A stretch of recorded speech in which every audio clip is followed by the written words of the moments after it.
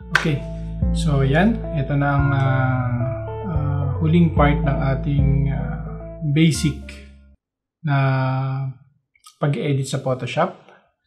So, ituturo ko ngayon dito kung paano i-save ang ating image na ginawa, which is sa tingin ko okay na to for let's say beginner na gustong matuto ng Photoshop. So, ang gagawin natin ngayon is save natin yung image na ginawa natin.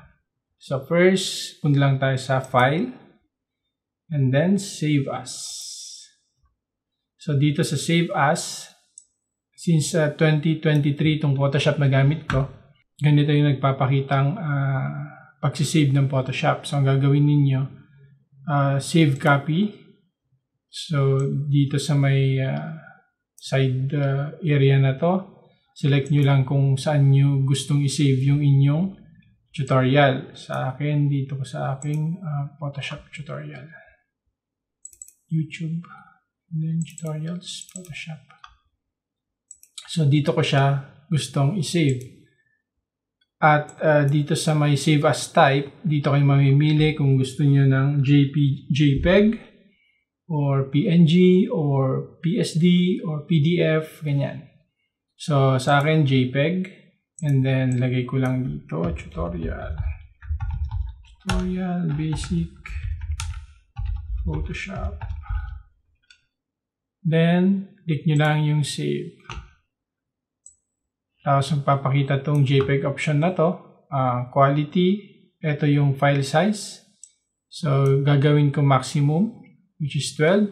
So, 618 kilobytes. So, okay. Ngayon, pagpunta natin dun sa ating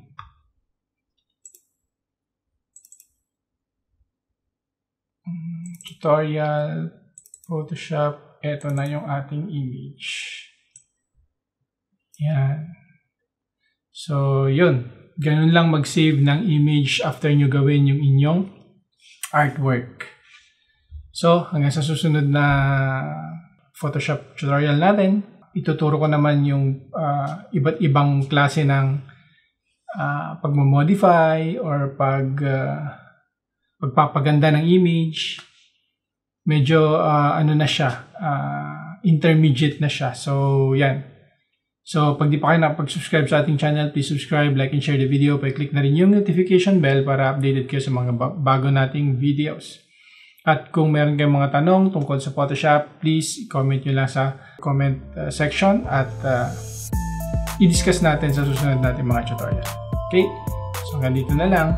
Bye-bye!